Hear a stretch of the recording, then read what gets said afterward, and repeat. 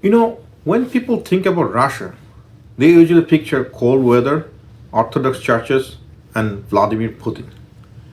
But very few realize beneath all that, there's a massive spiritual change happening quietly. More than 20 million Muslims now live in Russia. That is Tatars, Chechens, and millions of Central Asian workers praying in Moscow every Friday. And experts say that by 2050, one out of every three Russians could be Muslim. It takes you wonder, could this rise be connected to that famous prophecy? The one where the Prophet ﷺ said Muslims will make peace with the Romans before the final hour? Most people think Islam came to Russia recently, but actually it's over 1,000 years old. Back in the year 1922 CE, the ruler of Volga, Bulgaria, accepted Islam. That is 100 years before Russia even became Christian. Under the Tsars, Muslims were soldiers, traders, scholars.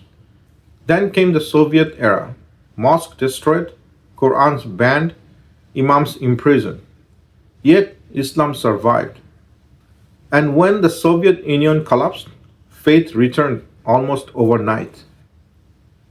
Today, the government recognizes Islam officially, but it also keeps a close eye on it, funding big mosques yet controlling the sermons.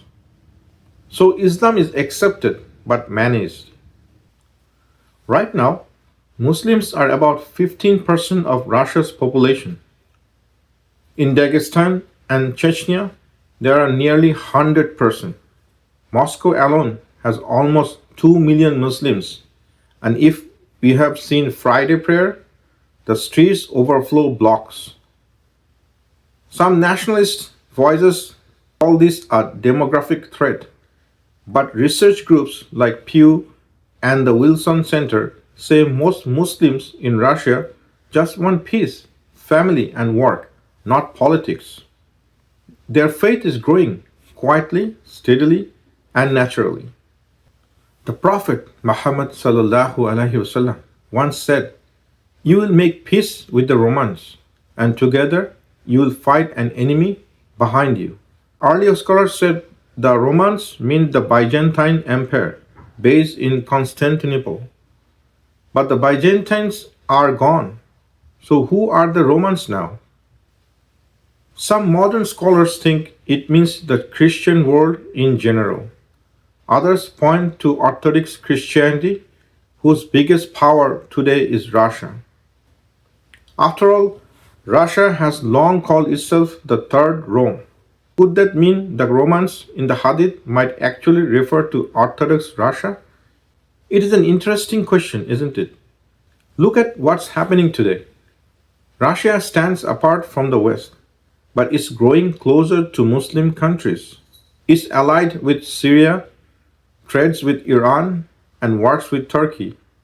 In 2024, the Kazan Forum brought together leaders from over 80 Muslim nations, hosted by Russia itself. Putin now calls Islam an inseparable part of Russia's identity. Some people see this as a reflection of the prophecy, a kind of peace with the Romans. But we have to remember, Russia's motives are political. Only Allah knows which part of this fits into His divine plan. For Muslims living in Russia, life isn't about prophecies or politics, it's about balance. They love their religion and they love their homeland. Most Tatars and Baskers fast every Ramadan and pray regularly. Yet they also feel proud to be Russian. They face discrimination and restrictions, but their patience is inspiring. A Russian scholar once called them the sleeping giant, peaceful but awakening. Their strength is quiet, their revival is spiritual. The Hadith about the Romans says there will be peace, then betrayal, then great battle, al-Malhama al-Kubra. But prophecies are not countdown, they are warnings and lessons.